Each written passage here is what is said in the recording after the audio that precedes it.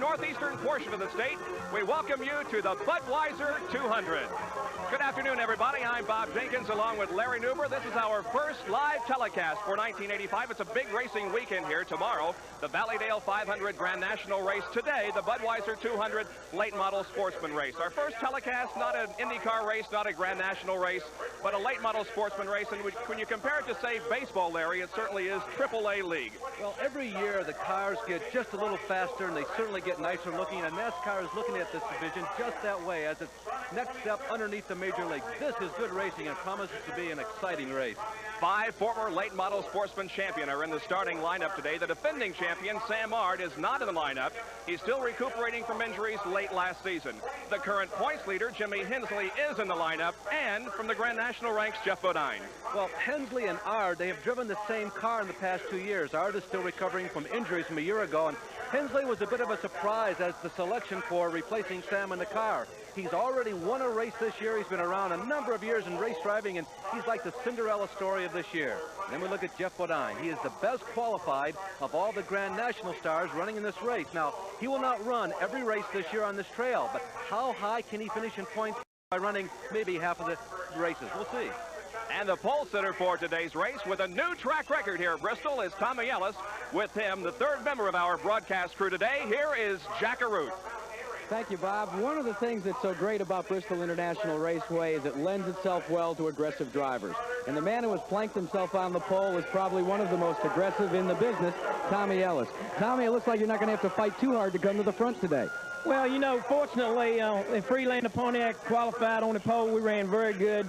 We owe a lot of that thanks to engine builders, Horns and Eanes out of Richmond. They did a really good job in building us an engine that would have enough horsepower to put us on the pole. You know, this is a horsepower racetrack, and, you know, we've had what we needed here at Bristol, and we've run good ever since we've been here, and hopefully we can start this race and continue on. Well, the temperatures have increased here today. It's a beautiful spring day. Will the heat be a factor? Well, I feel like the heat will be a factor. I hope that we've made the right decision in setting that chassis up, because as hot as it is, I feel like that this racetrack's going to get a little bit greasy. If it does, your car's going to have to be a little tighter. And if that's the case, we'll be in good shape. But on the other hand, if a racetrack gets tight and stays tight, then we may be a little tight and we may have to adjust the car a little bit during the race. Hopefully, we've made the right decision. Well, if those adjustments take place, down here on pit road will be where they'll happen, and we'll be here to cover it all for the entire Budweiser 200 LMS race. Back to you, Bob.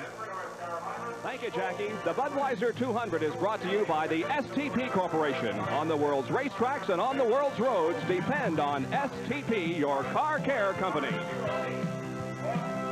And by Skull Bandits, tobacco in a neat little pouch. It's a little pouch of tobacco pleasure. And by Ford and your Ford dealer. Have you driven a Ford lately? We'll be back with the starting lineup for today's Budweiser 200 in just a moment. And we welcome you back to Bristol, Tennessee, where it is a beautiful day. The temperature is 82 degrees. We have a westerly wind at 6 miles an hour, gusting up to 15. Chance of rain is listed as 20% today.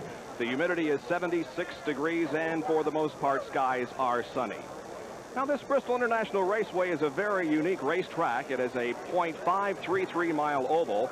The front stretch and the back stretch, both 1,100 feet in length. The turns are 60 feet wide, and the banking on the turns is between 35 and 36 degrees, leading to speeds well in excess of 115 to 16 miles an hour. In fact, the pole-setting speed by Tommy Ellis here this weekend, 16.829 seconds, 116.829 miles an hour. 30 drivers and cars are lined up on pit road, and in just a few minutes the pace car will be pulling away, and we'll get underway with this 200-lap race around the half-mile track. Let's go down quickly to the pit area, and Jackie Arute, who's with Sam Ard. Well, it's highly unusual that you would see Sam Ard sitting in his street clothes on this side of pit wall, but that's the case this year. Sam, you were injured at the end of last year. First, what is your condition? Well, we're doing just fine. We're just waiting for a chance to get back in the race car, really. And you're serving in what capacity with Eddie Falks today? Well, we're sort of trying to help out, get the car to working right and handling right for him, so he can put in, have a good race today. As a defending national champion in this division, is it frustrating to be on this side waiting for the command gentleman start your engine and know that you won't get to push the ignition switch? Well, frustrating, I don't know about that, but, you know, I'd rather be out there in the car. What do you expect in 1984? I mean, 85. Do you think you'll be back in a race car? Well, I don't know for sure right now. You know, I expect to be back in the race car before the season's out anyway. Well, we'll wait to see, and hopefully we'll be able to capture it here on ESPN. Let's go back to the tower. All right, thank you, Jackie. And the situation is at the start of the race being delayed just a moment here. They're having trouble with the electronic scoreboard that keeps the fans informed of who's running where.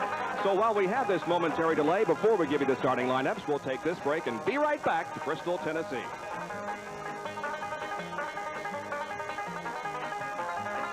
Hey, Harry Gant, what's it like driving the Skull Bandit? It ain't easy, even in practice.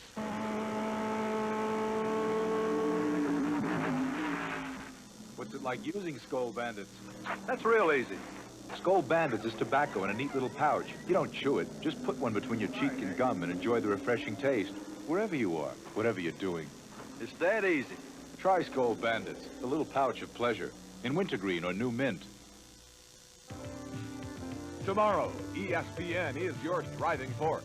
Join us for live coverage of NASCAR's Valleydale 500 and see who takes the checkered flag. Later, Oklahoma meets Oklahoma State in a live college baseball battle between two top 20 teams. It's a safe bet. ESPN has the best in sports tomorrow. Bob Jenkins, Larry Newber, and Jack Arute back at Bristol, Tennessee, and the command has been given to start engines, and the pace car is just at this moment pulling away, and there goes the field. Let's give for you now the starting lineup for today's Budweiser 200 for late model sportsmen here at Bristol International Raceway. On the pole in car number 12 from Richmond, Virginia, the Freelander Pontiac, Tommy Ellis. Alongside from Chemung, New York, the Levi Garrett Pontiac, car number 5, Jeff Bodine. Row 2, car number 1 from Conover, North Carolina, the White Racing Buick, Morgan Shepherd. Outside of row number 2, Butch Miller in car 05 in the MSW Fredrickson Pontiac. In the third row from Henderson, North Carolina, car 36, Joe Kelly. Outside third row from Denver, North Carolina, Bill Parsons in car 28. In the fourth row, Brett Bodine in car number 15 and Jimmy Hensley in 00. In row number 5, Dale Jarrett driving car number 32 and Jack Ingram in number 11. In row number 6, car 7, Joe Ruttman, and number 6, Tommy Houston. In the 7th row, car 04, Eddie Falk, and number 10, L.B. Ottinger. The 8th row, Kenny Burks in car 07 and Darrell Waltrip in 17. In row number 9, car number 98 driven by Larry Pollard, and outside car 75 driven by Brad Teague. The 10th row, Larry Pearson in car number 21 and Charlie Luck in number 45. In the 11th row, Bosco Lowe, car number 27, and Glenn Jarrett in 24. The 12th row, Rick Mast in car 22 and Ronnie Thomas in 53. In the 13th row, Joe Thurman in car number 4 and Ronnie Silver in number 14. The 14th row, car 2, Jeff Hensley, and number 51, Robert Ingram Jr. And in the 15th row, Jimmy Lawson in car number 16, Ed Barrier in car number 60, and we have had one other car added to the starting lineup as a promoter's option. That will be car number 43, the Davis Racing Pontiac, the driver from Kernersville, North Carolina, Dickie Linville. Well, I'll tell you, this division, a very exciting racing division. This is a tremendously exciting racetrack. You got excitement times excitement. This should be a good one. 200 laps around this track, which is just a little over a half mile in length. There is Morgan Shepherd, the driver of car number 1, the 1980 late model sportsman champion. Well, Morgan is part of one of the bold experiments. I won't even really call it an experiment. That's probably too harsh of a word. He's running a V6 powered race car. Also powered by a V6 engine is the car directly to his right, your left. The car number 08, which will be driven by Butch Miller out of Lawton, Michigan today. It will not be Orville Reedy. It's Butch Miller. Butch, of course, is a graduate. Well, I don't know if you call it a graduate. He's a transfer from the ASA ranks. But V6 power underneath the engine of both of those cars. Watch him close. First pace lap has been completed. The field will begin to pick up speed now in just a little bit as we get set to start this race. The light on the pace car is out, so they should get the green flag next time around. Another champion of this division, former champion of the division in the race, number 11, Jack Ingram. And this is his kind of racetrack. His nickname is the Iron Man, and for very good reason. He's very good on tough racetracks, and this one is very demanding on the drivers. You are in hard corners much of the race. Laps are 15, 16, 17 seconds, and you really have to fight the race car to do well here. And Tommy Houston in car number 6 will start this race. Always a threat in a late model sportsman race. Houston's won some races. He's been around a long time. He's got a new sponsor, and he wants to do very well on national TV. He starts outside of row number 6 in the 12th position. The pace car is in the pit area. The field being led down by Tommy Ellis. And the starter looks him over. The honorary starter, Richard Fulton, the mayor of Nashville, he gives him the green flag, and this Budweiser 200 is underway from Bristol International Raceway. We welcome you to our first live telecast for 1985 here in Bristol, and Tommy Ellis has the lead as they come off of turn number 4.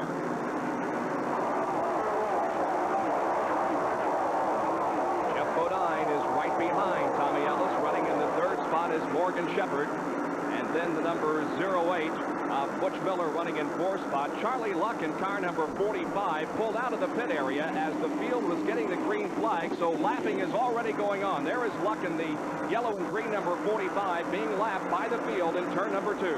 Look at the V6s go. They're running in 3rd and 4th position right now. Morgan Shepherd and Butch Miller. And up front, Tommy Ellis in the blue and white number 12 and Jeff Bodine in number 5. Now Ellis in that blue and white 12. Car smoking in turn number 4 will be coming into the pits. I thought the car was going to spin, but he managed to gather it in and hold on. That's Brad Teague from Johnson City, Tennessee, into the pit area early. The race goes on the track, though.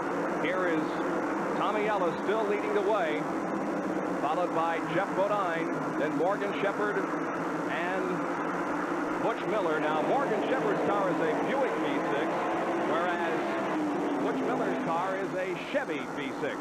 Oh, we started to comment that Ellis, he's a feisty little guy. He's built like a fullback.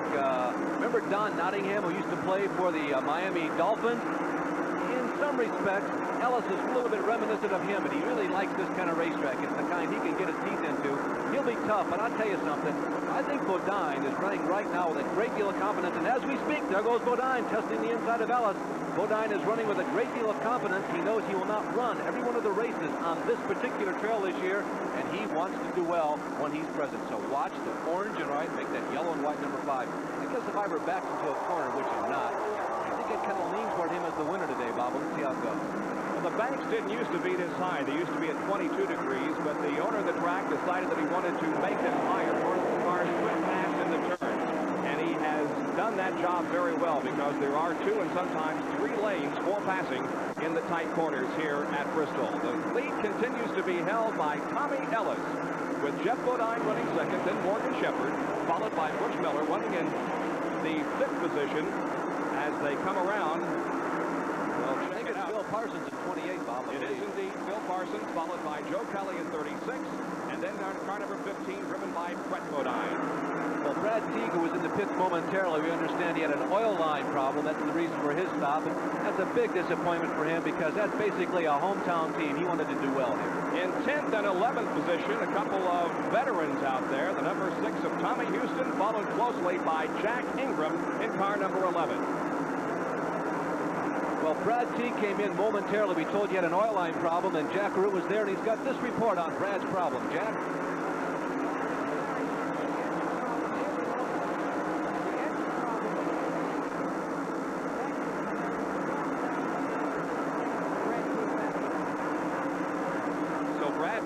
Be coming in for another stop. Meanwhile, Charlie Luck is also pulled into the pit area as we continue to watch this battle for the lead, and we have a new leader as Jeff Bodine has passed Tommy Ellis and has now gone into the lead. We've completed 12 of the 200 laps, and now Morgan Shepherd looks to the inside of Tommy Ellis in the 3rd turn, trying the opportunity to get into 2nd position, but for the moment Tommy Ellis holds him off. There's the leader, Jeff Bodine, formerly from Chemung, New York, now making his home in the Charlotte, North Carolina area, Pleasant Gardens, North Carolina to be exact, the leader of our race.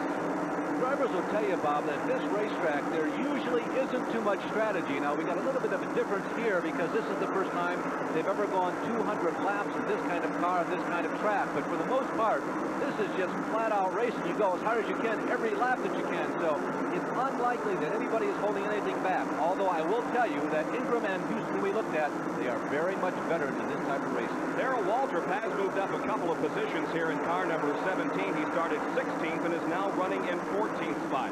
Darrell Waltrip from Franklin, Tennessee, in the Budweiser Colonial Bred Chevrolet. There is Brad Teague in the pit area for his 2nd stop. Here's Jack Arute. And the problem continues to be an oil line problem, and also the front bumper is pulled off of the car. They're trying to make the repair. is down in the oil cooler. They're going to have to work and try and pull some of that oil off. A disappointing afternoon for Brad Teague. Second time in the pits, and he's literally out of contention for the race. All right, and 18 laps have been completed with Jeff Bodine showing the way, slapping some of the slower traffic, putting a lap there on the number 43 of Dickie Linville. That's the car that was added as the promoter's option just a few minutes before the start of the race. But the first three cars are sticking right together on the racetrack and making it a good battle. Back in fourth spot, that position still being held by Butch Miller in car number 08, and the yellow flag has been displayed over the racetrack. As we take a look out over the half mile, we see no car that has spun, perhaps a piece of debris on the racetrack. Well, Bob, Eddie Falk in car number 04 was involved. There he is. We've got a quick shot of Eddie. He was involved in a fender bender somewhere in the racetrack, and I believe we have some debris as a result of Eddie Falk's incident. So that's the situation with 19 laps now completed. Make that 20 laps out of 200. And as the yellow flag is displayed over the racetrack, we'll take this break and be back with more of the Budweiser 200 from Bristol, Tennessee. Stay with us.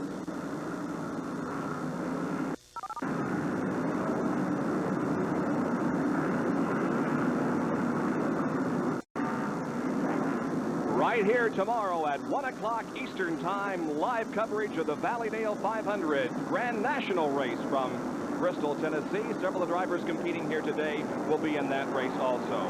How high are the banks here at Bristol International Raceway? Well, here's Larry Newber.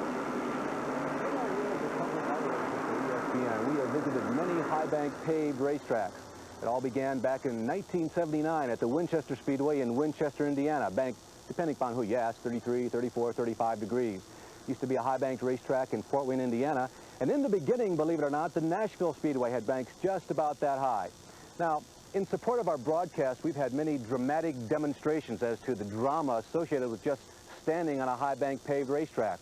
There was the time in Talladega, Alabama, when I was suspended in a bucket about 3 or maybe 4 stories above the first and second corners. And another time in Winchester, I was tethered on the end of the rope and tried laboriously to walk up the banking. But here today, we have perhaps the most dramatic of those demonstrations as to what it's like being on a high bank paved racetrack. This is the Bristol Raceway, and the banks here are 35 degrees. The drivers will tell you that the G-forces are just tremendous. And even staying on the banks, just staying on the banks is difficult unless you're at speed. Now, to prove this, I have a couple of my able-bodied assistants here, Bob Jenkins and Jack Arute. And watch how easy this thing takes off down the banking.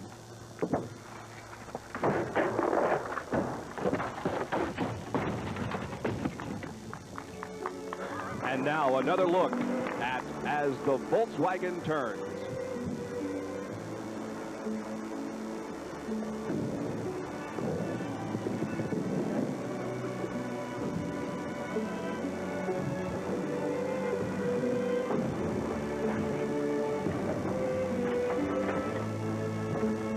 How are you going to get back to Indianapolis, Larry? That was your pass. I know. I told them not to use our car, but I don't know exactly what I'm going to do. We have another yellow flag. And by the way, Joe Ruttman apparently lost a tire right here on the front stretch as the yellow flag went out.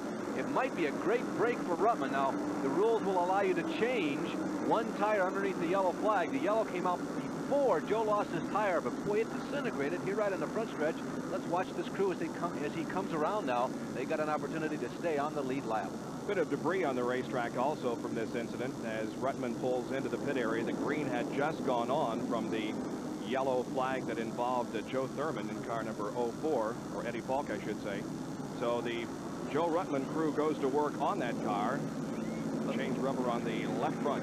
This is the Ed Whitaker car and crew. This car is a, well, I guess you'd call them a hometown favorite. They've done very well many times here at this racetrack. And they've had a lot of drivers in the car the past 2 or 3 years. They're very happy to land Joe Ruttman. He comes with sponsorship, so the team is solidified for the first time in a long time, and they're very optimistic about this season. Ruttman, of course, has never won a race down here in the Southeast. He's anxious and ready to win. There is Brett Bodine in car number 15, who is brother of Jeff Bodine, who's the leader of this race. Bob, Brett is having a good race. He really is. He qualified 7th fastest. Now, this is his debut in this division. He's been running modified back home in the Northeast, And he came here with a little bit of fanfare. A lot of people were watching for him.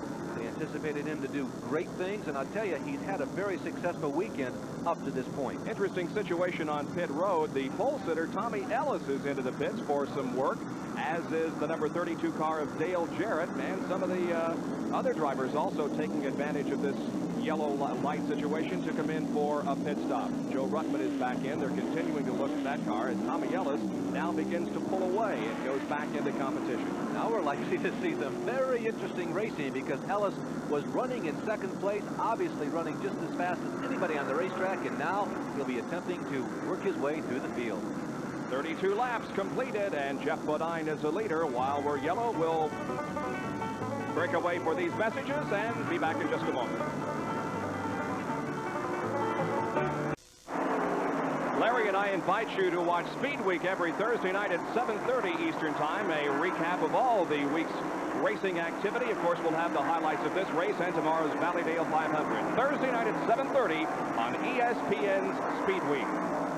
We are back to racing, and Jeff Bodine is the leader, followed very closely by Morgan Shepherd. And then there is about a straightaway between the second place car and the third place car, which is now driven by Phil Parsons. Jack Ingram is running in fourth, and Butch Miller in fifth spot. Darrell Waltrip has moved up nicely into sixth spot from his 16th starting position. Just when they dropped the green flag after the last caution flag segment, Bob, there was almost an altercation between turns 1 and 2.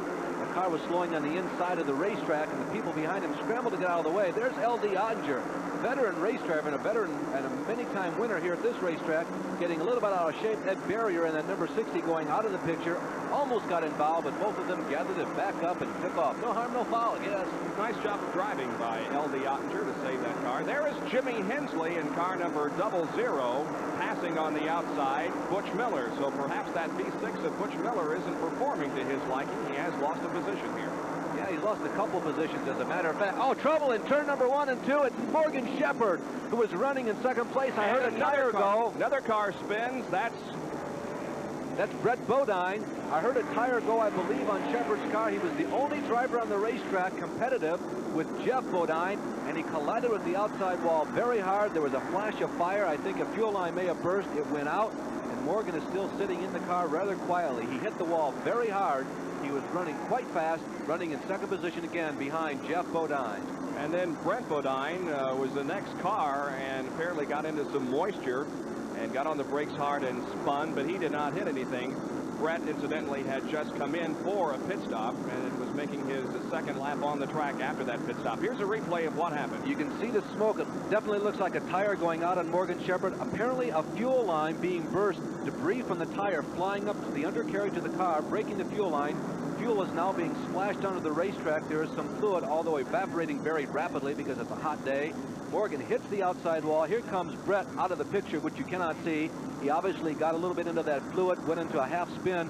Morgan coasts down to the bottom of the 35-degree banking. There he is, waving to the crowd. Good to see Morgan Shepherd, a guy who really tries hard. The combination just hasn't come completely together for him in the last couple of years. At one time, he was a star on the Grand National Circuit, struggling to get back into that. He's won some races in LMS in recent years, but tough break for Morgan here today. Well, until yesterday, Morgan was the track record holder in late model sportsman competition here at Bristol Raceway.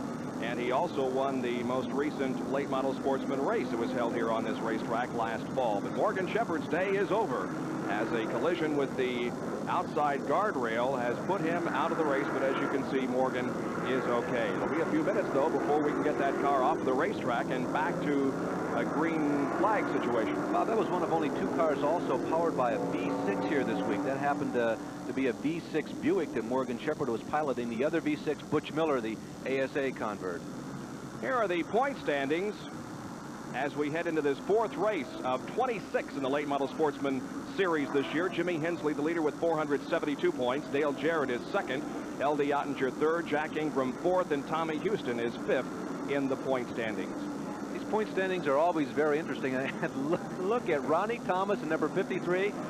I think he left the house just a little too early. You know, they used to punish me for not taking my wallet, but he took too much. And Jack Arute is in the pit area with Morgan Shepherd. Actually, we're down here in turn 3 where the car came to rest of Morgan Shepherd's. First, Morgan, you're okay. Well, I don't know what happened. It's hard to hear you right now with all the traffic, but this morning we had trouble with a valve spring, broke a valve spring, and undoubtedly broke another valve, and it caused the engine to blow. Morgan, it looks like maybe the track is greasing up a lot sooner than everybody expected. A lot of problems early on in the race. Is that how you saw it? Yeah, well, we were set up for it. This little Buick was really starting to work. I was set up for a slick track, and as the race went on there, my car was really starting to work, and you know, I believe by 75 laps that we'd been the car beat, but that's the way it goes. That is indeed the way it goes. A tough break for Morgan Shepherd. He's out for the afternoon. And the work continues back there in turn 3 to get that car off of the pit apron. So we are still under yellow with Jeff Bodine as the leader, and now Jack Ingram is running in second position. And ESPN and NASCAR now present for you a track fact.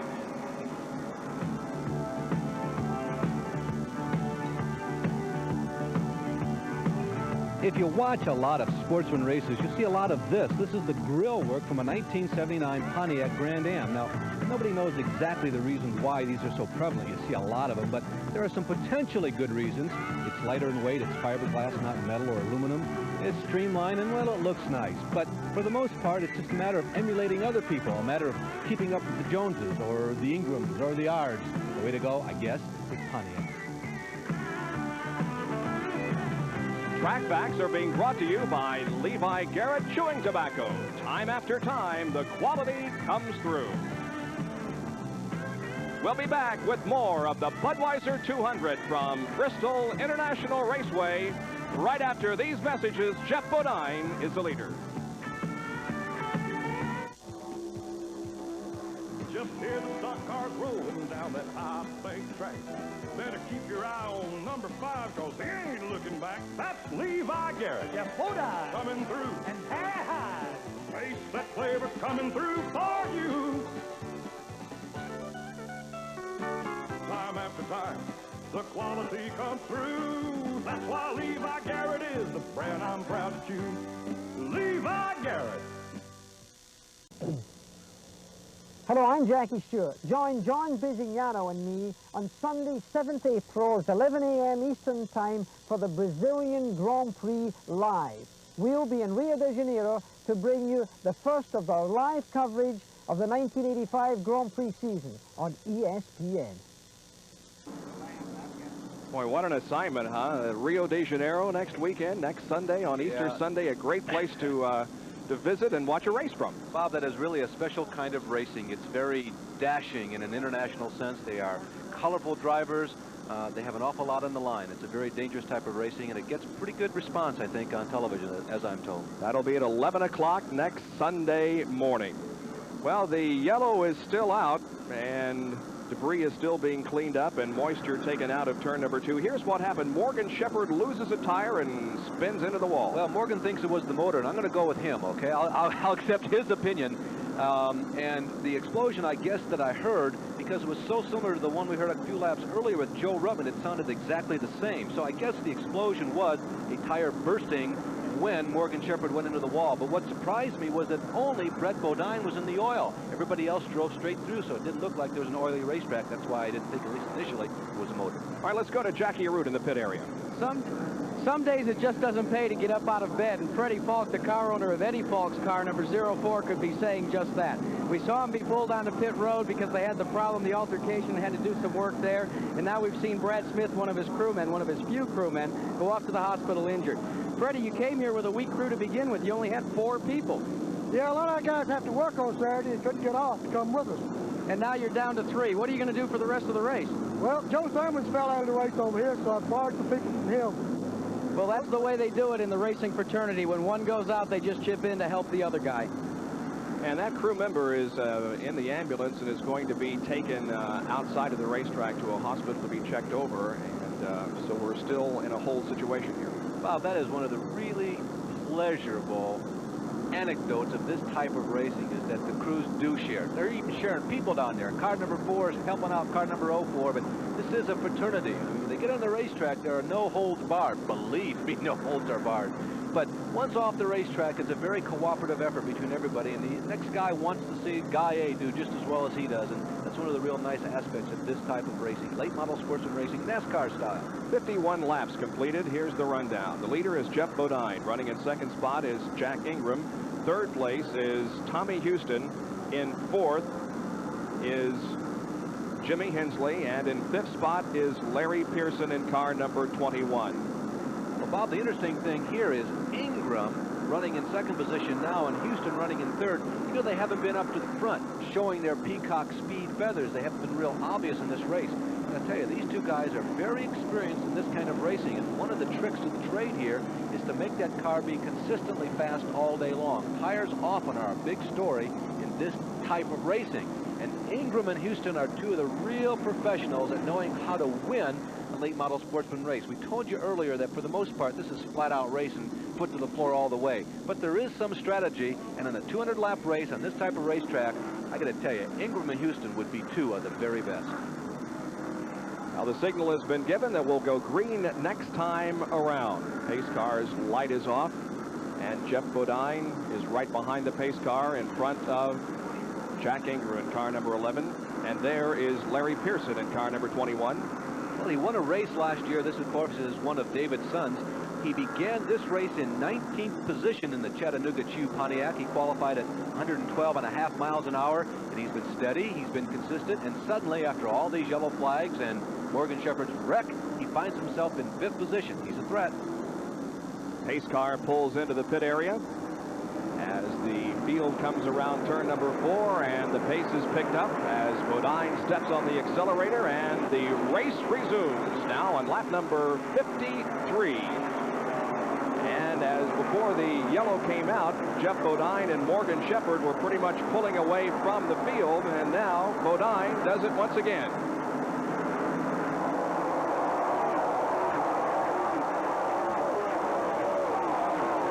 Jack Ingram is not letting Bodine get too far ahead. Tommy Houston tucked in third spot and Jimmy Hensley in fourth. Then we have quite a bit of racetrack before we get back to the 5th place car. That is Larry Pearson.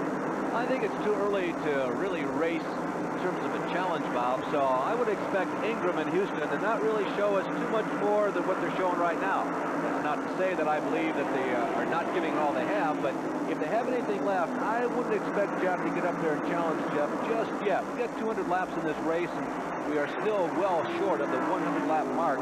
Interesting story are some of the cars in the back of the pack, just to let you know that Joe Ruttman is running competitively, so is Darrell Waltrip, and so is Tommy Ellis. They're trying to work their way up. They're really not in a challenging headline position yet, but let's watch and see if they resurface again later on in this race.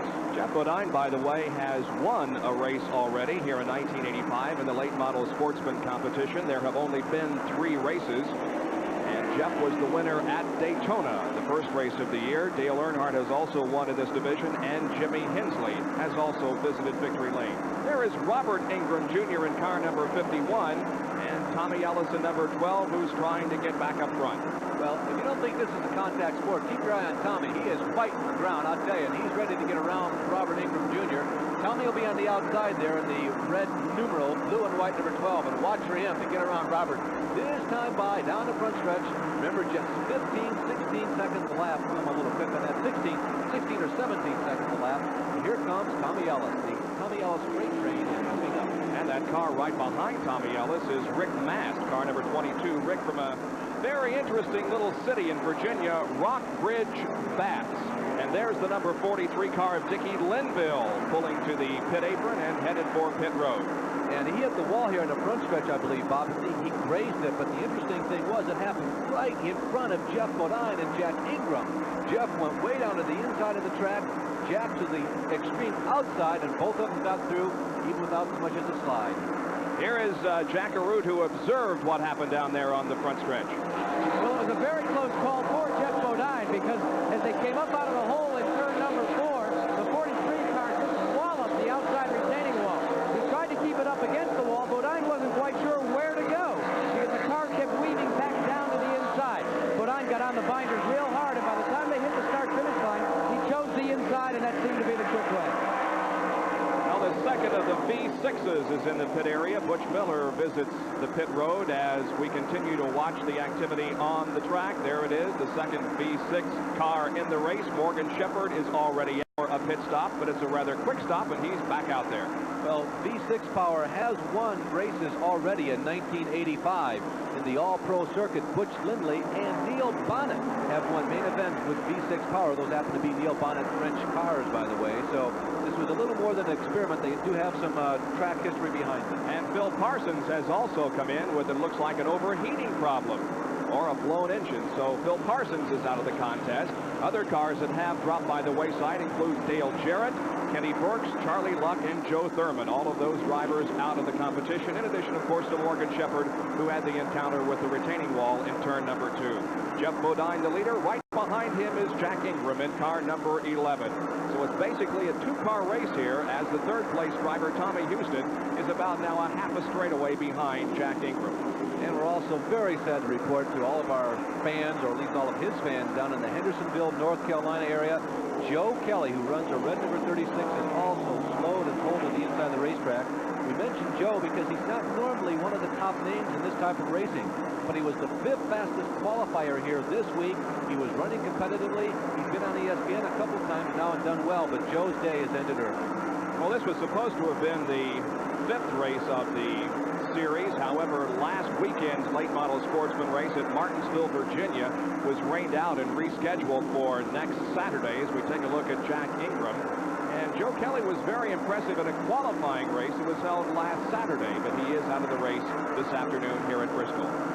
There are your first two cars. Jeff Bodine, car number 5, the Levi Garrett Pontiac, and right behind him is the Freelander Pontiac, driven by Jack Ingram from Asheville, North Carolina.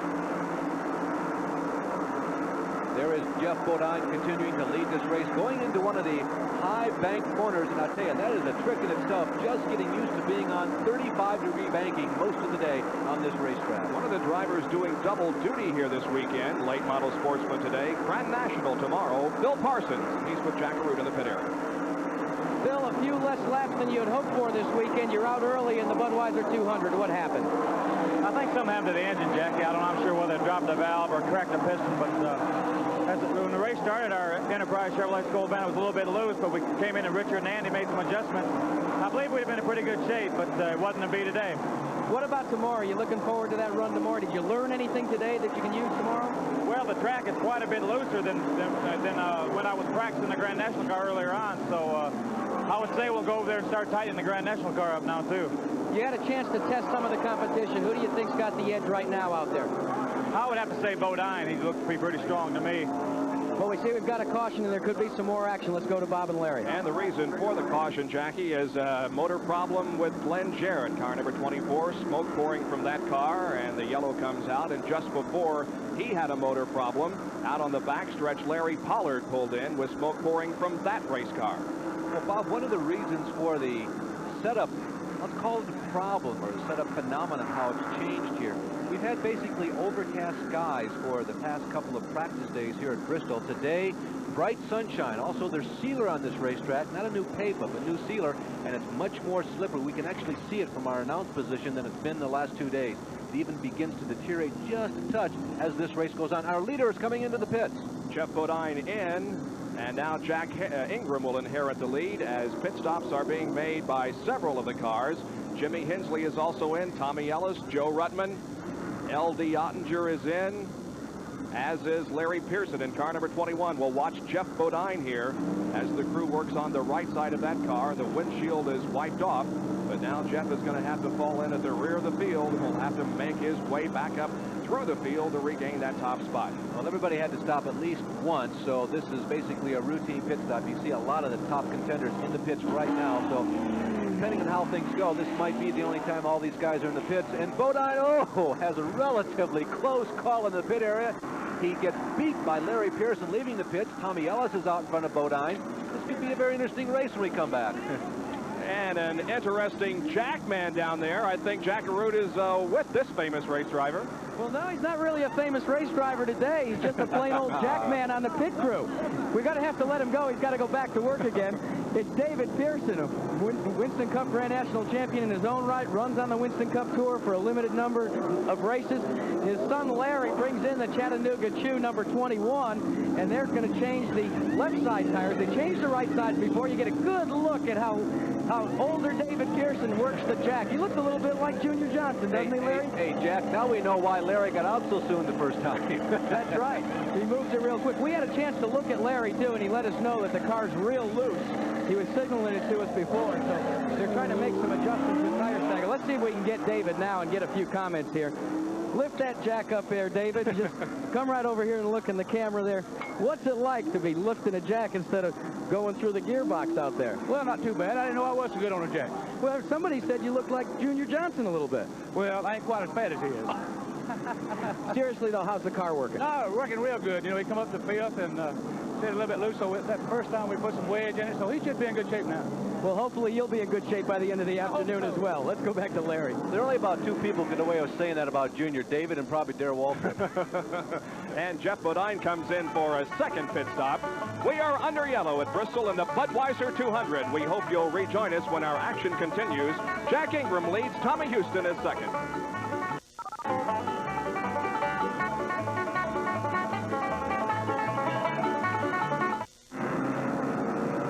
Bristol International Raceway for the Budweiser 200 for late model sportsmen.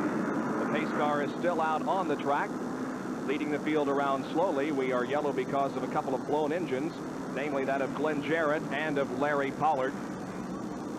There is Jack Ingram, the leader of the race, in car number 11. And a little bit earlier, we had an opportunity to talk with Jack and asked him about the driving strategy this weekend.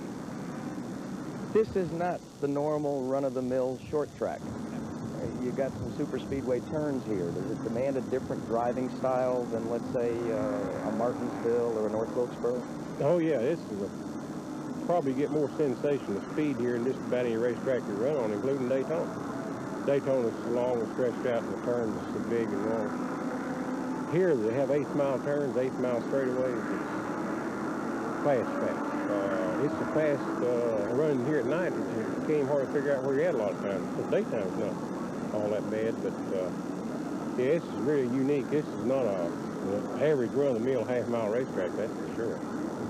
And we'll get an opportunity to see these drivers and the Grand National drivers in competition at night here a little bit later in the year. Now, out of the race, Morgan Shepherd because of the accident. The others are for mechanical problems.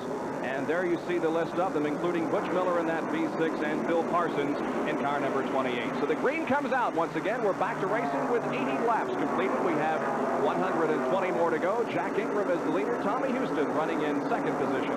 Well, two of the guys did not choose to pit under that yellow flag. Now, the roll of dice, of course, is that there will be at least one more yellow flag coming at a time when the cars do need replenishment of perhaps new rubber, new fuel, whatever.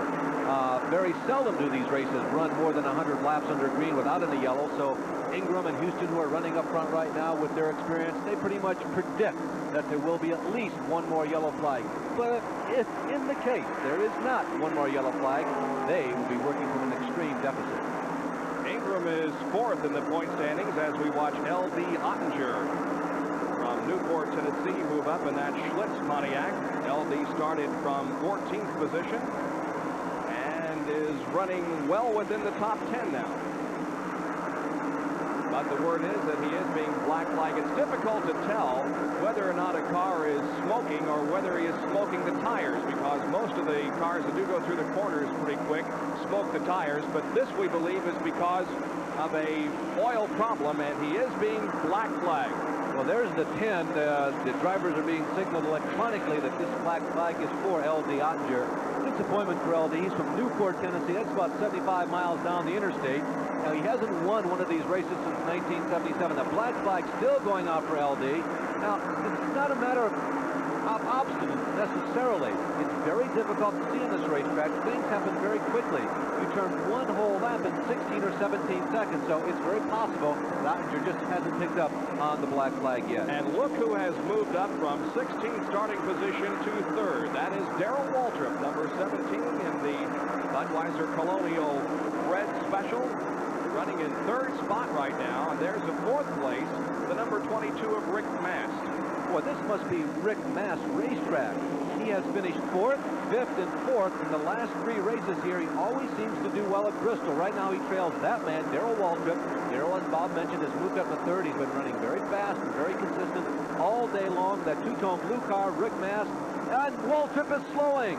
Just as he came off of corner number 4, the engine seemed to go on him. He got off of the accelerator and is moving very slowly now down the backstretch. We'll see if he comes in for a pit stop, but something certainly went wrong with that car as he came off of turn number 4. He's staying out there and picking up the pace just a little bit, but still the car is not running up to snuff. Well, that was a puzzlement. Waltrip pulling down to the inside of the racetrack, coming down the front stretch. Now he seems to be almost back up to par where he was at one time. He trails Brent Bodine on the racetrack, and it's Tommy Ellis moving up to the outside of Darrell.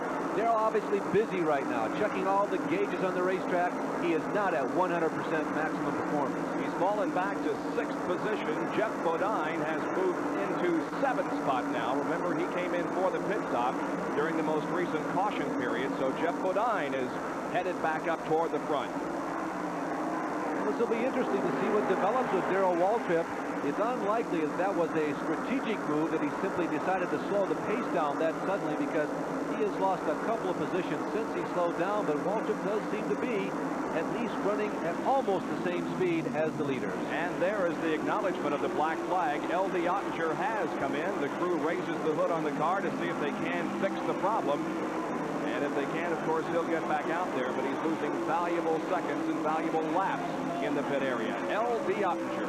Now, here's the guy who has been the big winner here at the Bristol Raceway over the years. He's won 4 times in late model sportsman competition, but we told you earlier he's from not too far down the road here. Once upon a time, he retired back in 1983, but the lure of the sound of the racing engines and the smell of the gasoline fumes in his eyes just too great. He's back again, ready for a full season. He had engine problems as late as this morning, Bob. They changed the complete engine in that race car before qualifying. There were 2 rounds of qualifying, one yesterday, one today. Not sure through changing the engine, but apparently was not enough. We have 12 cars on the lead lap. They're being led by that man and car combination, Jack Ingram. We have had 2 lane changes among 3 drivers and 4 caution periods, the most serious caution period as a result of an accident involving Morgan Shepherd out in turn number 2 when he hit the wall and the car had some flame, but Morgan okay. There is Waltrip really slowing down now. That was not Jack Ingram. Waltrip slowing down. He pulled to the inside of the racetrack. Bodine went around on the outside, and whatever Darrell's problem is, it seems to wax and wane. He slows down, speeds back up. I'm not exactly sure what could be the problem. It's like, it can't be fuel line freeze-up, can it? Not on a day like this. As a matter of fact, it's unseasonably warm here in northeastern Tennessee, and there is a threat of thunder showers tonight and tomorrow. And we urge you to be with us tomorrow for that Grand National race, the Valleydale 500. 500 laps on this half-mile track for the Grand National cars. There's Joe Ruttman, who has pulled into the pit area, and looks like he's unbuckling the helmet and climbing out of the car. No, it's not the day again for Joe Ruttman. I'll tell you, Joe Ruttman probably has as much misfortune as anybody who resides, at least temporarily, in the Southeast. Joe was running a very competitive car again today. He had some problems earlier. Remember that tire exploded on him on the front stretch. He saved the car. They came back around, made a couple of pit stops. They were able to stay on the lead lap, but apparently something has gone amiss in the motor. Another bad day for Joe Ruttman. This is our first live telecast of a late model sportsman race. However, we have presented several on tape on a delay basis, but perhaps we thought you would be interested in exactly what is a late model sportsman. The untrained eye may see no difference between LMS cars and Grand National stock cars, but there are some very significant differences. It starts with the overall weight of these cars. These cars are restricted to 3,000 pounds, whereas the Grand National cars can weigh up to 3,700 pounds. Like the Grand National cars, there are a series of templates that these cars must conform to. They are controlling the body size and shape. Now, like Grand National cars, the rubber is the same, and up front in the engine compartment, these cars are restricted to 311 cubic inches. Grand National cars can go up to 358 cubic inches, and the horsepower, big difference there. These cars turn out about 395 horsepower, whereas the Grand National cars well over 600. The carburetor is restricted to 390 CFI on these cars. That's an effort to keep the cost as well as the speeds down. And there's one other very significant difference. These cars can be no earlier than 1980 models, where, of course, the Grand National cars, 1985. Now, equating all of this to baseball, NASCAR considers this to be its AAA level of racing. Next stop, the Major League. Down here in the pits with Joe Ruttman, who's retired from the race. Joe, what was the problem? Well, the engine got about 260 degrees, and the engine's worth way too much money to hurt it. And it might have blown a head gasket. The motor was running well, but you just cannot continue running with the water temperature that high. So it's best to bring her in and maybe race her again another day.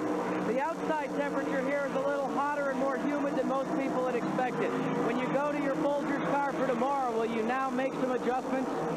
Well, I know a little bit more about the track, so that should help me. And there's no question that the Folgers Grand National cars run extremely well, and we hope to run all day long tomorrow. Well, this little car didn't percolate today, but they hope that it won't drip tomorrow. And Joe, one of several cars that have dropped out of the race here, but Jack Ingram is still out there in competition and still in the lead. As a matter of fact, that's L.D. Ottinger trailing him. Remember, L.D. was black flagged, and he had come in for some consultation, but is back out there. The car continues to have smoke pouring from it, however. Second place is Tommy Houston, and there is Jimmy Hensley in car 00. He has blown an engine, and the yellow comes out. He was running in 9th spot. Well, the Ridgeway, Virginia native not only was running in 9th spot here today, but he came in as the points leader. That might change. Jimmy is a guy who would hope to do well here. He won many times in the area. He was a many-time winner at the Kingsport and Lonesome Pine Speedways back in the 70s here in the area. And Jimmy certainly wanted to perform well. You can see there's a little bit of oil on that car. He tries to bring it to a stop in the pits, and it's not easy. All right, this is our 5th caution period of the afternoon. We have completed 110 laps, 90 more to go in the Budweiser 200. We'll be back in just a moment.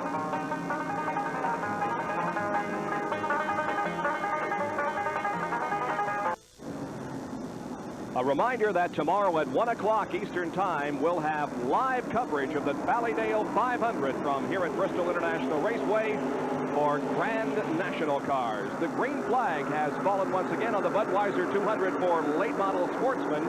And Larry Pearson is the car that is leading the field down off of turn number 4. However, he is a lap down. The leader of the race, the second car in line, that's Tommy Ellis in car 12. Jeff Bodine is running second, followed by Tommy Houston and then Jack Ingram. And everybody has made that one stop that they need, so depending upon how caution flags interrupt the proceedings here, all the leaders will be up front. They will all be together. They will have completed their one stop, and we should go to racing here now in the next 40-50 laps. Bodine moves to the inside of Tommy Ellis and challenges him for the lead. Can't pull the pass off. The points leader in LMS at this point, Jimmy Hensley, is out of the race. Here's Jackaroo. And he's watching all of the action down here in turn number 1. But, Jimmy, this isn't where you want to be. What happened to the Thomas Brothers entry? Jackie, the paddock ball, which is a bar, holds the rear end under the car float, and they let the rear end just run back on the forwards. And we were lucky we didn't wreck. Well, they're fixing the cars. It looks like you're going to go back out for some points. Well, we're going to try to get it fixed if we get back out. It's not designed to contention ball winning, but we think we'd finish the race anyway. It's a lot like Winston Cup. When you're in the points chase, you've got to go back even when you're busted up. Larry, I'll tell you, all of the late model sportsman races that we telecast last year have been excellent races, and this one is shaping up to be exactly that way also. Look at the battle up front. We've got 3 cars that are going for the lead. The battle right now for second spot, that's Tommy Houston outside, and that is Jeff Bodine inside. They're being led by Tommy Ellis. And here are the first 6 cars coming down, running either door handle to door handle or nose to tail. I'll tell you, this is really shaping up to be a good race, Bob. It's happened rather quickly here. Everybody's got their work out of the way. And in car number 6, Houston, they've already rubbed fenders a couple times in the last few laps. Now Houston suddenly seems to be out of the groove and slowing. He drops back behind Jack Ingram and Rick Mast. And Rick Mast in that two-tone blue car is doing an excellent job today. Mast has been on the same lap with the leaders all day long. And look where he's at now. He's very competitive. He's feeling racing. And you know, he's had some encounters out there, too, because you'll notice that the rear end of that car is dented rather extensively right in the middle. Now, the car behind Rick Mast is Tommy Houston, and right behind Houston is Darrell Waltrip. Those 6 cars in the freight train, in the choo-choo, as they come off of turn number 4. No drafting here, at least of any significance, but they sure are running nose to tail and doing some banging out there for position. Well, I'll tell you what's going on right now. Ellis is not running quite as quick as apparently Bodine and at least Ingram are able to go. And look at Rick Mast now trying the inside of Jack Ingram. There's Rick Mast temporarily with the advantage on the Iron Man. Well, that didn't last too long. Well, they came off the turn, and he couldn't hold on to that spot. Ooh. As a slower car gets in the way, that is the number 43 of Dickie Linville. They had to move high and move around him. Now some more traffic is being encountered up here in turn number 4. The number 04 of Eddie Falk, and that car is minus the front end. Heavy traffic coming up. Let's see everybody plays it. Most of the traffic is running single file. Now Bodine, he's going to try and make a bold move down the inside of Ellis. No, it scared Ellis temporarily, but there wasn't any room there. Here comes Houston back up. He squeezes underneath Rick Mast. And Houston has gained a little bit of an advantage, at least on Mast, but up front, we're still going at it for the lead. And the car that they just finished passing, the orange number 2, is Jeff Hensley, who is a cousin of Jimmy Hensley that we spoke to just a few minutes ago. Now the battle for second once again as Ingram looks outside coming off of turn number 4 as Jeff Bodine and the leader bump. Tommy Ellis and Bodine bump going into turn 1, and Bodine comes off corner 2 with the advantage, and now Ingram moves inside of Ellis, battle for second. Oh, and Ellis is sideways and spinning, or almost spinning in turn number 3. He loses several positions but stays in the throttle. Well, that is late model sportsman racing. You saw Tommy Ellis try to close the door, slam the door shut on Jeff Bodine. Bodine and in touch. No harm, no foul on that particular case. Both of them seem to get through unscathed. He tried to do the same thing to Jack Ingram, and Ellis ends up spinning sideways on the outside of 3 and 4. And what all that meant was that everybody behind the second-place car slowed down. Here's the replay. Well, there you see Ellis trying to pinch down on Jack Ingram, and Jack Ingram had nothing of it. He just banged right into Tommy, and both of them do a pretty good job, particularly Ingram, as he just slides right through and doesn't even slow down. So the first 2 cars now are running together, but then a little bit of racetrack back to the third-place Tommy Houston. Jeff Bodine and Jack Ingram are running still side by side off of turn 4. Ingram in the green car and Bodine in the yellow and white car. Jeff Bodine hangs on the lead as we've completed 130 laps. We've got 70 to go here at Bristol International Raceway in the Budweiser 200. 70 laps to go. As they move outside of a slower car, number 51, that is Robert Ingram from Virginia Beach, Virginia. Well, Bob, at this point in the race, it becomes also a matter of not only skillful driving, but knowing your race car very well. It may or may not be wise to be punishing the race car at this point. In trouble on the front stretch. The 2 leaders come together. The 2 leaders get together on the straightaway, and Jack Ingram is down to the apron of the racetrack, facing the wrong direction. Jeff Bodine bumped into the outside wall, but manages to keep going. And there's a miniature race going on in 3 and 4. Darrell Waltrip is trying to get back onto the lead lap. He did not succeed in doing so. We obviously have some debris here on the front stretch. But Bodine, who was leading the race, was fighting with Jack Ingram, and neither one of them would give an inch, and they collided with the outside wall here on the front stretch. Darrell Waltrip, we believe, is on the lead lap and is now going to be in second spot. Jack Ingram starts to pull away as we watch what happened down there in turn number 1. Well, there it is on the front stretch. You can see Ingram trying to get to the outside of Jeff Bodine. They come together, they collide on the front stretch, and while we have been watching this replay, there was an altercation. Believe it or not, there is Jack Ingram in the infield in the pit area. He and Robert Ingram Jr. and car number 51 collided, racing for their pits at maybe 15 or 20 miles an hour. Ingram's car definitely looks permanent this time. Yeah, I think that thing is going to be out of the race. That car and the number 51 of Robert Ingram are at the pit entrance off of turn number 2 as we take a look at another angle of the incident involving Jack Ingram and Jeff Bodine. Well, from this angle, you at home can kind of make your call yourself. Does Ingram have enough room? Is he squeezing out Bodine? Did Bodine move out into Ingram? Here they come down the front stretch. Their 2 fenders touch. Jeff Bodine almost gets up on his left side, almost gets up in the air. There goes Ingram spinning down to the inside of the racetrack. Bodine trying to stay off of a significant collision with the outside wall. Just let you at home make your call yourself. Well, Jeff Bodine has come into the pit area and is back out there. We'll watch that car very closely to see if it's as competitive as it was before this little bit of incident. So the yellow flag is out for the 6th time this afternoon.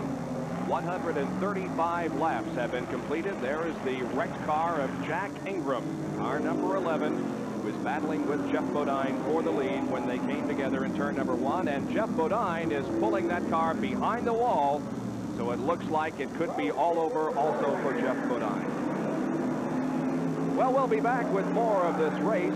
Right now, ESPN and STP present a pit stop. I'm Larry Newber, and this is another STP pit stop. You know, regular maintenance on your car at home can not only be safe, but also save you a lot of money. Richard, there are a lot of things that you can do, whether or not you're a guy or a gal who owns your own car. Well, there's a lot of different things you can do, you know, as far as checking your tires, checking the air in the tires, making sure they got good tread on them. You know, you go around and make sure that your oil's been checked. You know, say like every time you get gas, you don't really have to check it, but every once in a while you need to check the gas. Brake fluids need to be checked. You know, the water in the windshield wiper is very important. You never think about it till it rains, but every time you do, it's always empty. So this is something that's really, from a safety standpoint, needs to be done. You know, all the fluids in the car need to be checked from time to time. Keep a clean car. That means you take care of it. Every once in a while, you need to take it in for a tune-up because you get better gas mileage. It helps the smog control situation. Overall, if you take good care of your car, then in the long run, when you get ready to trade it or just as you take care of it, then it's going to pay off all the way around. You know, there's one other little item a lot of people overlook. Actually washing the car is a part of important maintenance, isn't it? Well, very much so. I think when a man washes his car or a lady washes a car, they have a little pride in it, and that means they're going to check some of this stuff that they don't normally check. Most time you jump in the car, you go to the service station or you go to the school or whatever, and you forget about it. But when you're washing your car, that means you took time to be proud of your car. You're taking care of it. Then you'll check those fluids and check the tires and make sure that, you know, everything's hanging where it's supposed to be. Richard, thank you very much. We will be back throughout the summer with more STP pit stops and tips on driving from the king of stock car racing.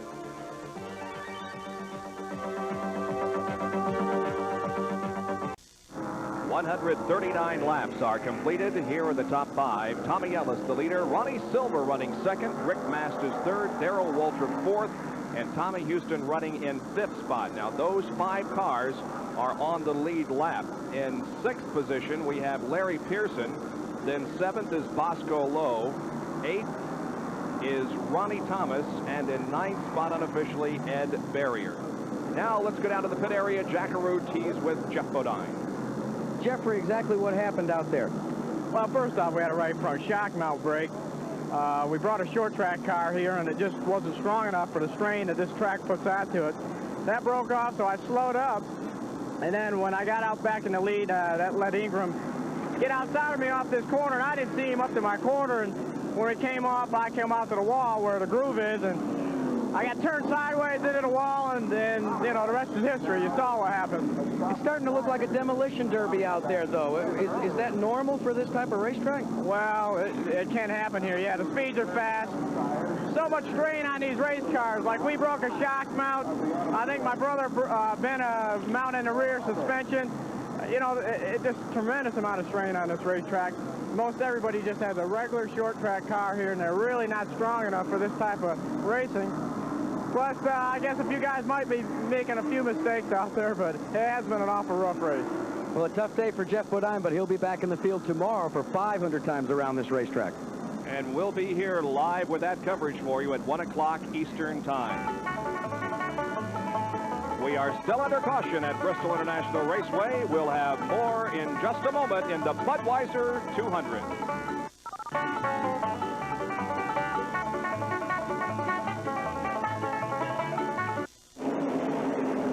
The green flag is back on, and the race continues. Ronnie Silver is now the leader of the race in car number 14, the second car there on your screen. car leading the way around. Actually, there are 2 cars ahead of the leader, Larry Pearson in 21 and Bosco Lowe. The third car, the Coors Light Silver Bullet number 14, driven by Ronnie Silver. The leader right behind him, the second place car of Rick Mast. Well, officially there are now 7 cars in the lead lap, but Pearson in 21 and Bosco Lowe in 27, those 2 basically. And trouble in the fourth turn, and Tommy Ellis has hit the inside wall. Boy, was that a close one. Ellis came within a couple of feet from really having a serious crash.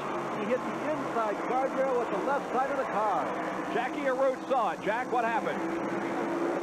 It's an outgrowth of why they were calling him in, Bob. It was a blistered right rear tire, and they were trying to call him in here to change it. He came out of turn number 4 on the low side, and it looked as if he maybe had a momentary hesitation as to whether to continue around one more time. And he just walloped the retaining barrier with 2 big construction tires to mark the entrance to pit road. He's pulled up behind pit wall, but there's trouble on the front straightaway as well. Cars are slipping and sliding all over here. So we'll keep an eye on this area of the racetrack. Those tires, as you mentioned, that protect the abutment of the pit wall have been moved over slightly, and now that is a very dangerous situation. Well, Ronnie Silver has been leading for most of the last 5 minutes, but watch this. He gets just a wee bit out of shape coming out of turn number 4. There goes Rick Mast to the high side. Rick right away seizes the opportunity. He goes by. Darrell Waltrip follows him through, and just shortly thereafter, you can see Waltrip has moved past Rick Mast and Darrell Waltrip. I think we've seen him lead a couple of other races before. He's in the lead. A typical Darrell Waltrip race doesn't really show much strength at the beginning of the event, but just waiting for the last 30 or 40 laps, and he will be up front. Mast is in second spot, and now Tommy Houston in third. Ronnie Silver has fallen back to 4th position. Back down to Jack Arute. Here is what you call a blistered right rear tire. Here is what you call a blistered race car driver. Tommy, what happened out there? I just tried to get in the pit. I thought I could make it, but it was too slick down there. I just couldn't come in that fast. The track is very, very slick today. Did you expect that? But there's a lot of oil down in there. I just tried too hard. A tough afternoon for Tommy Ellis. Tommy, of course, the pole sitter, and now the track record holder of the 1-lap mark here at Bristol, but out of the race at the current time. Darrell Waltrip is the leader, and Rick Mast in that blue car in second spot. We've had 8 changes among 5 drivers in this event.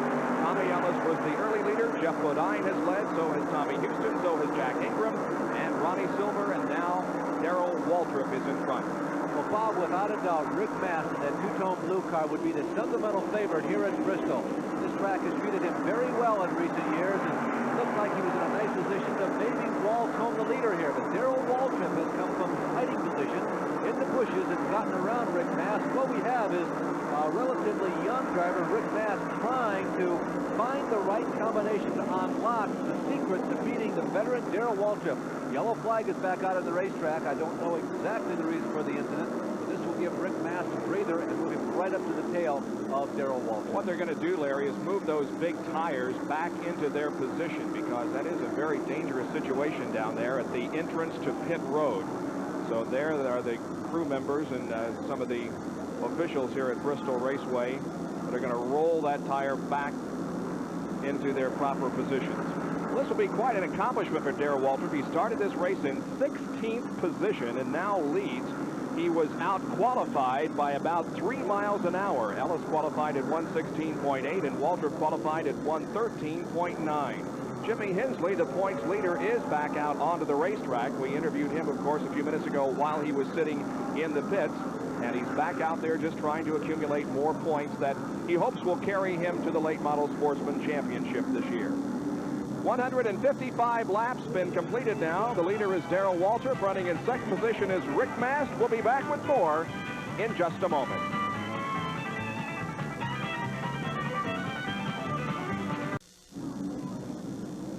Here at Bristol International Raceway, you'll watch as the cars work the racetrack, and they have a tendency to put some smoke out on the right side. Now, this is a normal tire here and the way it should look. When the car is smoking, when we see it on the racetrack, you begin to blister a tire, and that's what we see here. You take a good hard look at it, it literally peels the rubber right off the race tire. That's what happened to Tommy Ellis. That's what knocked him out of the race. Let's go up to Bob and Larry. All right, Jackie, the first 11 cars that started this race are out of competition. Tommy Houston started in 12th spot and is now running in 3rd position.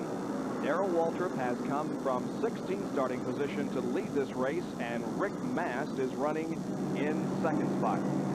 But what a Cinderella story that would be if Rick Mast was able to win this race. He started out as a dirt track racer, and he's been trying to run very competitive in this division. Some very beautiful country here in the northeastern portion of Tennessee, and while we have the opportunity, we'd like to thank the officials here at Bristol, including Larry Carrier and Ted Jones, for their hospitality. Jack Arute takes a closer look at this beautiful facility here at Bristol. Bristol International Raceway is more than just a stock car facility. Located at the crossroads between Tennessee and Virginia, it has a little something for everyone. Nestled behind the half-mile Bristol facility that runs the Grand National cars, and well within earshot, is the world headquarters for one of the best sanctioning bodies in drag racing, Larry Carrier's International Hot Rod Association. All of their activities take place right in that building behind me. But also within just a few short steps of this facility is one of the racetracks that they sanction, with some of drag racing's best competitors competing on the quarter mile at speeds well in excess of 200 miles per hour. The whole shots just thunder through the valley here, and some of the best blinding speeds you'll see in any drag racing facility occur right at Thunder Valley Dragway. It certainly is a different sight when the bleach boxes are empty and the starters' Christmas tree lights have been put up till the next event. Directly behind me, you'll see the quarter-mile drag strip, and beyond that, the runoff area. But something's a little different about Thunder Valley Dragway. There's a right-hand turn at the end of that runoff area.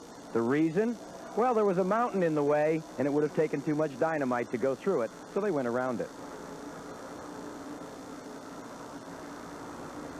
You want to bust some broncs?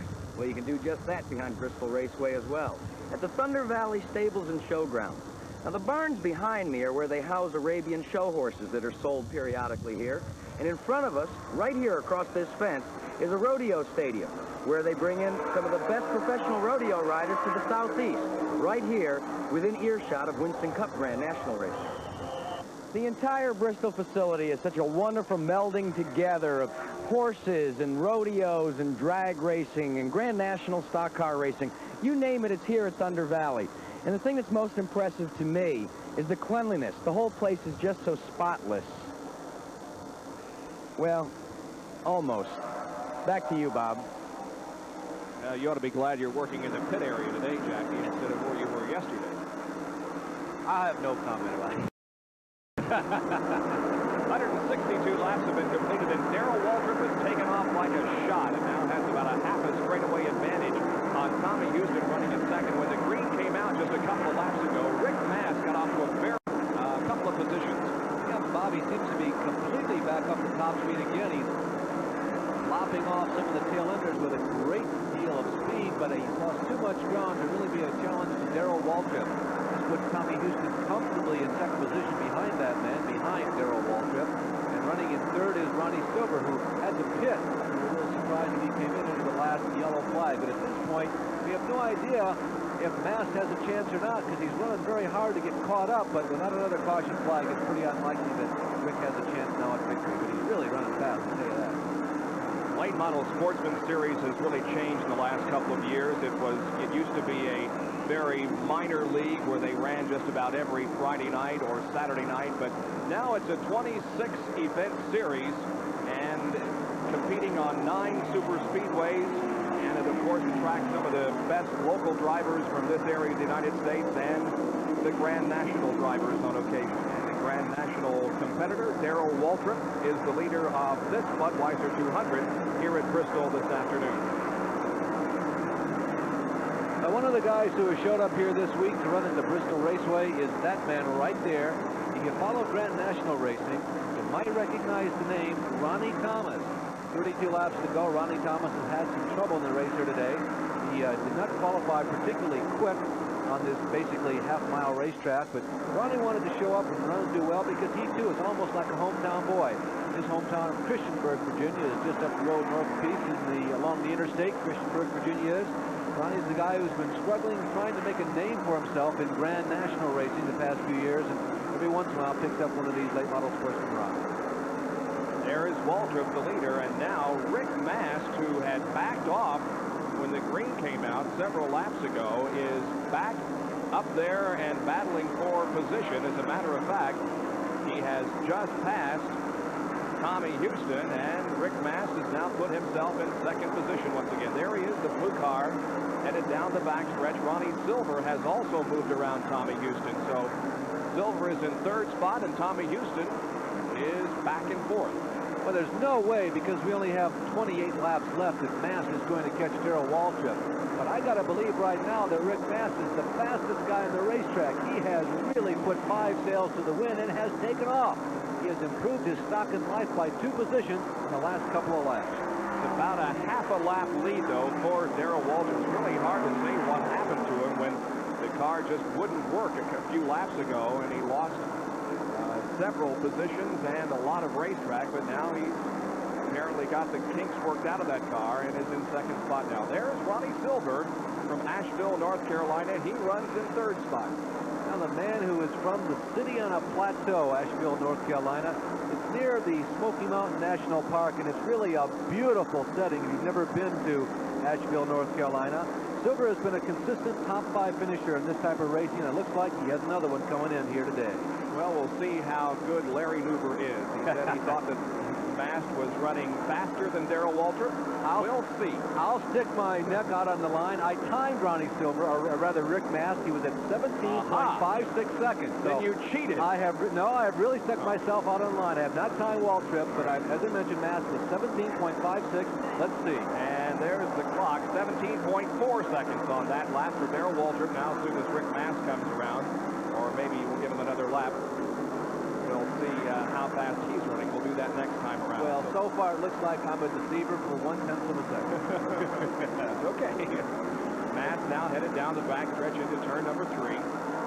Rick is from Rockbridge, Bass, Virginia. Here he comes. We'll start the clock on him. Has a slower car in front of him. That's number 27 of Bosco Lowe. So that may cause him to slow down just a little bit. Not to mention the fact that Bosco has been in the top 10 all day long. He's only 1 lap behind, but you can see how much he's slowing down Rick Mast. Well, Rick is taking the outside. Isn't going to be able to pass Bosco on this lap, and the clock stops at 17.5. So Nuber is wrong again. Well, by not that much, though, my goodness. 179 laps are complete now in the Budweiser 200 here in Bristol, Tennessee, and Darrell Waltrip is the leader of the race. Well, we'll continue as we have today the first live telecast for you on Auto Racing 85. We'll be right back.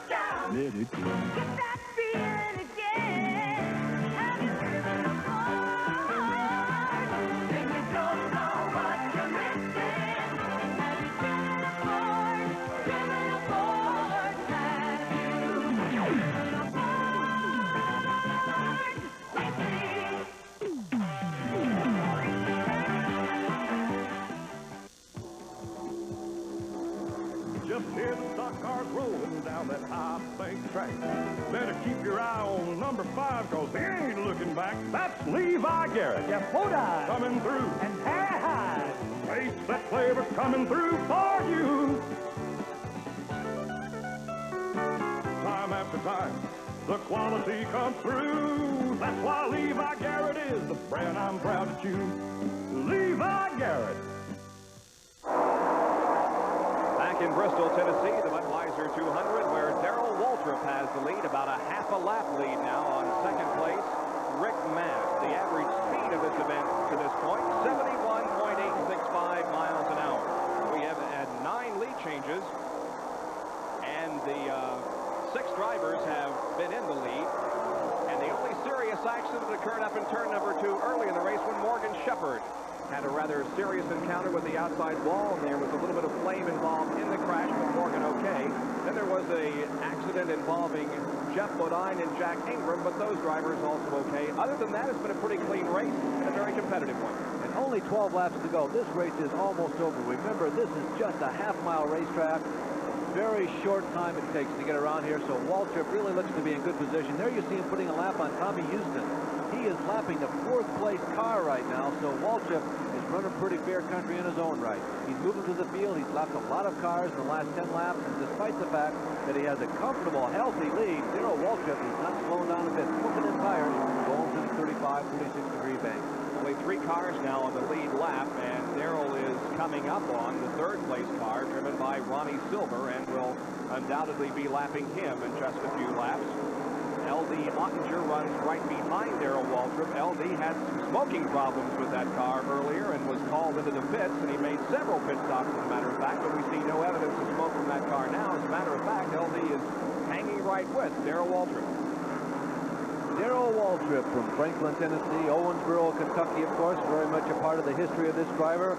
A guy who has had a tremendous amount of success on the Grand National Trail in the past few years. Controversial, yes, but also very, very fast. Brett Bodine is still in the race. You'll remember when Morgan Shepherd hit the wall, Brett got that car sideways, and it looked like he was going to be involved in the Morgan Shepherd accident, but he did not. And he has continued to run steady in this race and is shown right now in 12th position. Bodine there in the red, what else? Pontiac late model Sportsman. Following behind Tommy Houston, we go back up front to Darrell Waltrip, the leader, putting a lap on the 3rd running car of Ronnie Silver in car number 14. There is Jeff Hensley in car number 2. He is the youngest regular driver on the Busch Series.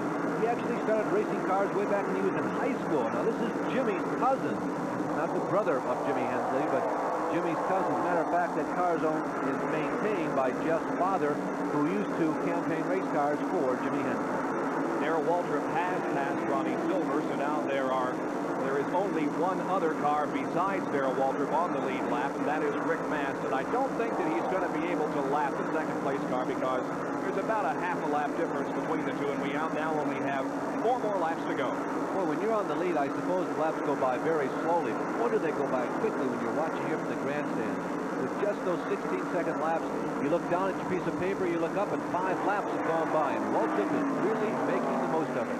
Darrell Waltrip, the man who won a very exciting late model sportsman race at the Daytona International Speedway to begin the 1984 season, looks like he's in line for yet another LMS win. Well, if he does hang on to win this race, we will have 4 winners in 4 races in 1985 on the NASCAR Late Model Sportsman Series.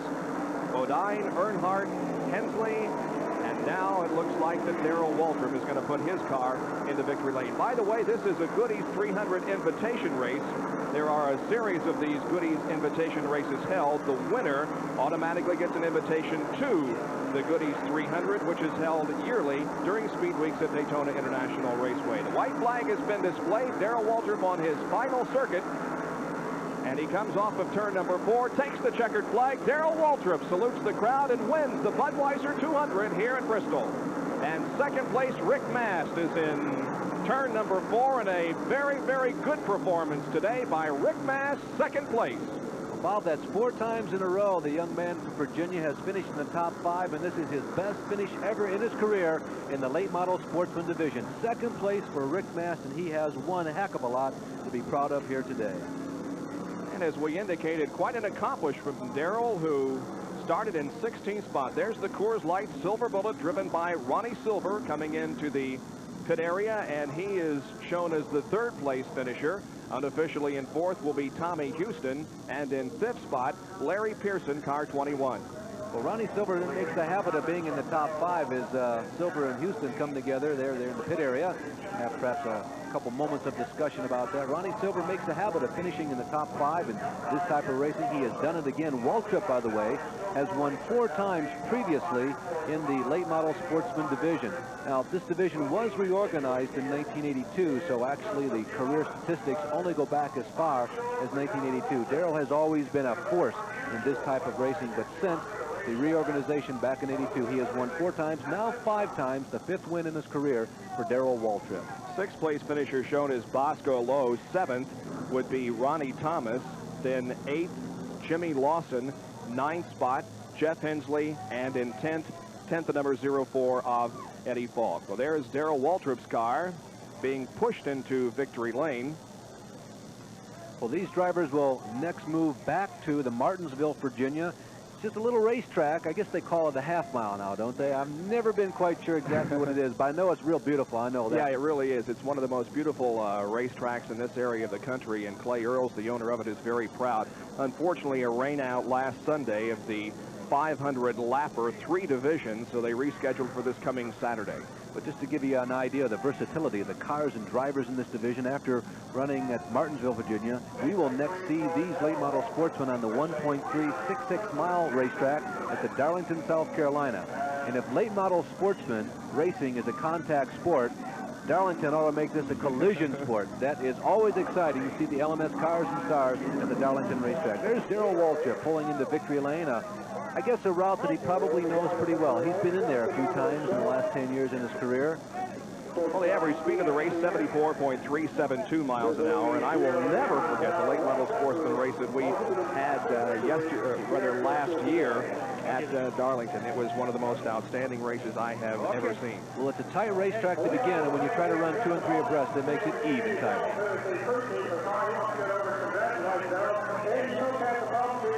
Well, the winner's circle is being brought to you by Goodyear. Goodyear tires and Goodyear service for more Goodyears in your car. Now down to Jackaroot in victory lane with Darrell Waltrip. Well, this is kind of a familiar place for Darrell Waltrip. Darrell, you've been here before, but the first time in a late model sportsman car. Well, it's a real thrill to win here today. This is my first year for Budweiser to sponsor my sportsman car, so I'm happy for them. And I want to thank the good Lord for a safe race and helping us get through yesterday. We had a trying time there. The car didn't run very well. We kept working on it, Eddie and everybody, and we got it going good. And I'd like to say hello to everybody at St. Louis and thank the good Lord and thank all of our sponsors, Colonial Bread and everybody. It was a good day for us. There was a period during the middle of the race when the car began to slow down. What was the problem? We had a plug wire against the header, and it was running on 7 cylinders. I told Eddie, I said, Morgan and some of these guys are running so good on 6. Let's try it on 7 for a while. We were able to keep up, but hitting on all 8 really made a difference. Well, with what you did here with 200 laps, what's the story for tomorrow? Did you learn something that you can put to good use tomorrow in the Budweiser Chevrolet? I think so. My car stayed really, really good, and I changed it a little bit today, anticipating the sealer that would wear off and whatnot, and I think I got the combination. If I can just use it in tomorrow's race, I'll be in good shape. Well, you and Stevie are expecting later this year, and you've started your win streak. Is this one you're going to be able to tell your son or your daughter about? Well, in 81 and 82, I said, we got to have a championship, baby. So this could be the signs, or this could be the start of another championship. I hope so, because it's going to be a championship, baby. We're going to take it to New York and let it set in the Winston Cup. Stevie, I understand he's got 2 very unique names picked out. Victoria Lane. Where we are right now. And Winston Cup. That'll be WC to everybody else. Well, that's the story from Winston Cup Victory Lane, and I can't believe that. Well, it's Darrell's first victory in 1985, and I'm sure there will be more to come. He took the lead, by the way, on lap number 147 and led the remaining 53 laps. The time of the race was 1 minute, 25 minutes, and 58 seconds. Average speed just a little bit more than 74 miles an hour. 6 leaders and 6 lead changes. We had 7 caution periods. 50 laps were run under caution, but no serious injuries. We'll be back to wrap up the Budweiser 200 here at Bristol International Raceway. Darrell Waltrip has won this event.